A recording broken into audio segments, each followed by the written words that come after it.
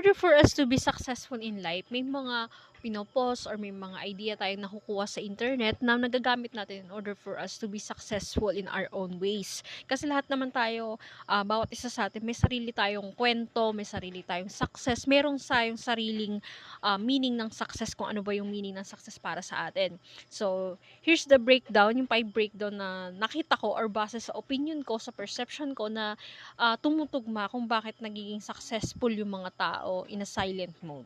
Yeah, I'm not saying na kailangan natin itago yung success natin, but definitely we have different success naman. We have different ways, different plans in order for us to be successful in our own ways. So, first, never show your next move.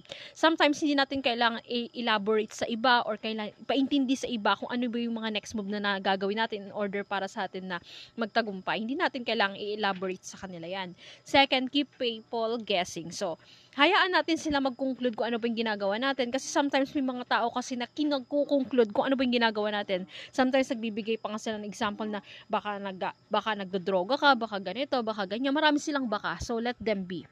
Pangatlo, win without noise. Minsan ang tanggumpay natin, hindi naman natin kailangang i-kwento or kailangang ipagmalaki pa sa kanila yung mga winnings natin. Hindi natin kailangang i-depend yun.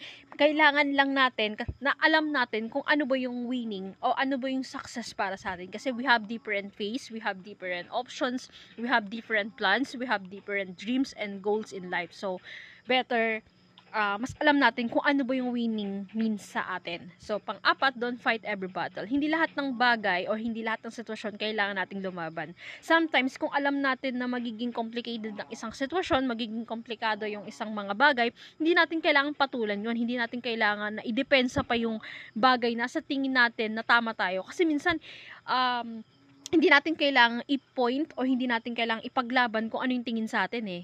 They are the one who judging us. They are the one who control every decision, every words that coming to their mouth in order for us to ruin us. So, hindi natin kailangang labanan yun. Hindi natin kailangang idepensa kung alam natin na hindi naman sila makikinig base sa kung ano yung pinaniwalaan nila. So, panglima, always stay 2 steps ahead.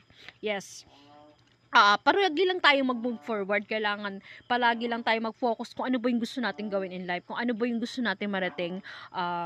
Always stay 2 steps ahead. So, keep focus lang tayo. So, mag-move forward at tapusin natin yung takbuhin natin na wala tayong inaapakang tao, na wala tayong dapat patunayan. Kasi we know in ourselves na kailangan natin ng sarili natin eh. Kailangan natin i-point na I have the control. I have the control in everything that happened to my life. So, we have the control in order for us to be successful.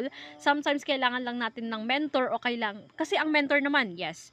Kailangan lang natin ng mentor. Kasi lahat naman tayo may sariling mentor eh. May sarili tayong ways kung paano tayo magkakaroon ng mentor. Either sa pagbabasa, sa panonood, sa pakikinig.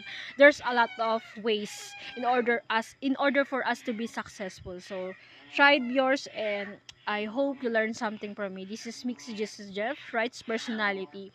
Thank you so much.